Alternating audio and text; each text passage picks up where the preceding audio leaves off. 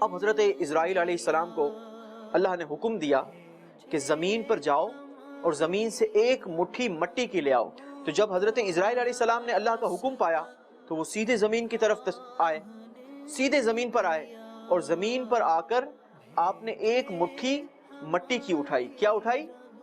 ایک مٹھی مٹی کی اٹھائی۔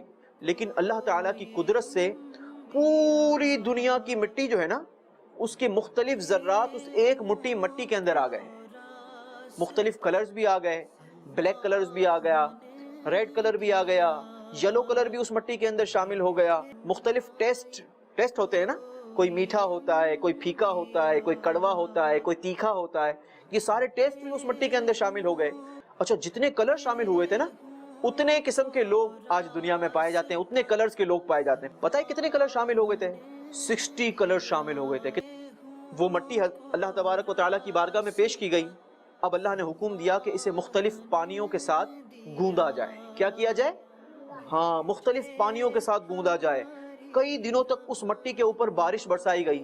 جب وہ مٹی نرم ہو گئی تو اس مٹی سے ایک پتلا بنایا گیا، ایک انسانی جسم بنایا گیا، اور اس جسم کو، اس پتلے کو اٹھا کر جنت کے دروازے پر رکھ دیا گیا۔ اچھا، اب کئی دن تک وہ پتلا جنت کے دروازے پر اسی طرح رہا۔ تو فرشتے آتے تھے، دیکھتے تھے، حیرت کرتے تھے کہ یہ، کیونکہ اس سے پہلے کوئی انسان پیدا نہیں ہوا تھا، اس سے پہلے کوئی انسانی صورت میں کوئی بھی انسان نہیں تھا، یہ پہلا پتلا تھا جو انسانی شکل جس کو دی گئی تھی۔ اچھا، فرشتے بڑی حیرانگی سے اس پتلے کو دیکھتے اور چلے جاتے۔ جب شیطان نے اس پتلے کو دیکھا نا، تو اسے اس پتلے سے حسد ہو گیا۔ حسد کا مطلب کیا ہوتا ہے؟ جیلیسی ہو گئی۔ ہاں، اس کو ایسا لگا کہ کہیں ایسا نہ ہو کہ اس کو بڑائی کر دی جائے، اس کو عزت دے دی جائے اور مجھے جو ہے وہ کمتر کر دیا جائے، اس کو جیلیسی ہو گئی۔ اچھا، اب شیطان نے اس پتلے کی توہین کی اور اس پر تھوک دیا۔ جب اللہ تبارک و تعالیٰ نے ملاحظہ فرمایا کہ اس پر تھوک دیا گیا، تو اللہ نے حضرت جبرائیل علیہ السلام کو حکم دیا کہ اس مٹی کو نکال دیا جائے کہ جتنی جگہ پر شیطان کا تھوک شامل ہو گیا ہے۔ آج انسان کے جسم پر بیلی بٹن ہوتا ہے نا، کیا ہوتا ہے؟ بیلی بٹن۔ جب پتلا بنایا گیا نا، تو اس میں ناف موجود نہیں تھی، اس وقت وہاں پر کوئی ناف نہیں تھی، لیکن جب شیطان نے وہاں پر تھوکا تو حضرت جبرائیل علیہ السلام نے اس مٹی کو اللہ کے حکم پر نکال لیا۔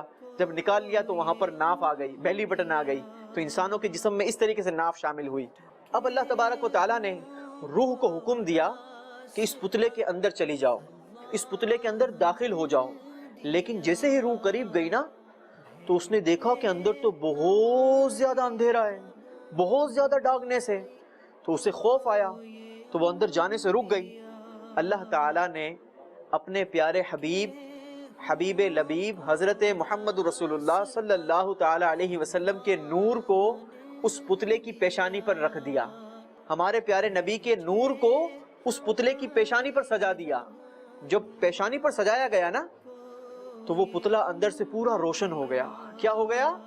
روشن ہو گیا۔ اچھا، یہاں پر ہمیں یہ بھی پتہ لگا کہ حضرت آدم علیہ السلام سے پہلے اللہ تعالیٰ نے ہمارے پیارے نبی کے نور کو پیدا فرمایا ہے۔ کیا فرمایا ہے؟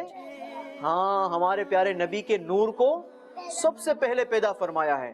میرے آقا علیہ الصلوۃ والسلام خود ارشاد فرماتے ہیں، کنت نبیا وآدم بین الروح والجسد، میں اس وقت بھی نبی تھا جب آدم روح اور جسم کے درمیان تھے، اس وقت بھی میرے آقا نبی تھے۔ اسی لیے تو ہم جھوم جھوم کر کہتے ہیں، نور والا آیا ہے، نور لے کر آیا ہے، سارے عالم میں یہ دیکھو کیسا نور چھایا ہے، الصلاۃ والسلام علیک یا رسول اللہ، الصلاۃ والسلام علیک یا حبیب اللہ۔ اچھا، اب وہ پتلا روشن ہو گیا، روح آسانی کے ساتھ پتلے کے اندر داخل ہونا شروع ہوئی۔ جب ناک میں پہنچی نا روح، تو اس پتلے کو چھینک آئی۔ کیا آئی؟ چھینک آئی ایک دم سے۔ اور جب چھینک آئی اور روح زبان تک پہنچی تو اس پتلے نے کہا الحمدللہ۔ تو اللہ تبارک و تعالی نے فرمایا یرحمک اللہ، یعنی اللہ تعالیٰ تم پر رحمت فرمائے۔ اللہ نے فرمایا اے ابو محمد یعنی اے آدم، میں نے تم کو اپنی حمد ہی کے لیے بنایا ہے۔